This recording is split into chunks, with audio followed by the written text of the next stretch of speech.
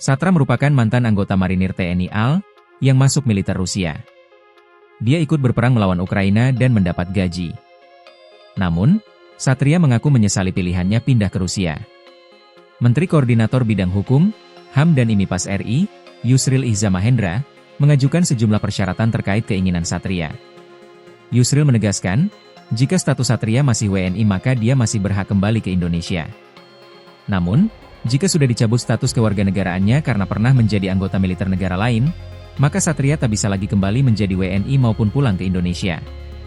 Kalau dia masih WNI tentu pemerintah melalui Kemenlu akan membantu dan memfasilitasi, kata Yusril kepada Tribun News, Selasa, 22 Juli 2025. Namun Yusril tidak secara terang-terangan menyampaikan soal status kewarganegaraan dari Satria saat ini. Dia mengaku tidak mengetahui seperti apa mekanisme yang diterapkan oleh pemerintah dalam hal ini Direktorat Jenderal Administrasi Hukum Umum, AHU, Kemenkum RI terhadap Satria Arta. Sebelumnya, di sebuah akun TikTok, Minggu, 20 Juli 2025, Satria meminta bantuan pemerintah Indonesia agar dipulangkan ke tanah air dan status WNI-nya dipulihkan.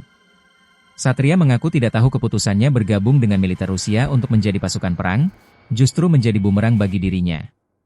Satria mengungkapkan keberangkatannya ke Rusia untuk menjadi tentara Moskow adalah untuk mencari rezeki. Mohon izin Bapak, saya tidak pernah mengkhianati negara sama sekali, karena saya niatkan datang ke sini hanya untuk mencari nafkah, kata Satria dalam unggahan di TikTok-nya, Stestorm 689, Minggu, 20 Juli 2025.